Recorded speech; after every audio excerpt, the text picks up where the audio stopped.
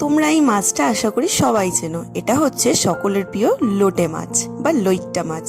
তো আজকে তোমাদেরকে বানিয়ে দেখাবো লইট্টা ফ্রাই। প্রথমেই নিয়ে নিয়েছি বেসন, চালের গুঁড়ি আর একটু কালো জিরে।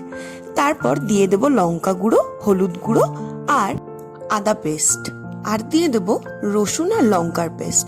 ব্যাস, তারপর জল দিয়ে ভালোভাবে মশলাটা তৈরি করে নেব, যাকে বলে ব্যাটার। ব্যাটারটা রেডি হয়ে গেলে লোটে মাছগুলোকে ওর মধ্যে মাখিয়ে 10 মিনিট রেস্টে রাখবো। তারপর কড়াইতে তেল গরম করব। ব্যাস, এক একটা করে লোটে মাছের টুকরোগুলো দিয়ে লাল লাল করে এপিট ওপিট ভালোভাবে ভেজে নেব। তারপরেই তৈরি হয়ে যাবে। কিন্তু দেখো, এখানে আমি লোটে মাছের ছোট ছোট পিস করেছি। এই ছোট পিসগুলো কিন্তু খেতে আরো বেশি সুস্বাদু হয় বড় মাছগুলোর তুলনায়। তো এইভাবে তেলের ওপর দিয়ে লাল লাল করে এপিট ওপিট ভালোভাবে ভেজে নেব। ভাজা হয়ে গেলেই তৈরি আমাদের লইট্টা ফ্রাই। তো এইভাবে তোমরা কারা কারা বানিয়ে খাও লোটে মাছের বড়া বা লইট্টা ফ্রাই? কেমন হয়েছে ভিডিওটা আর রেসিপিটা কিন্তু অবশ্যই তোমরা ট্রাই করো।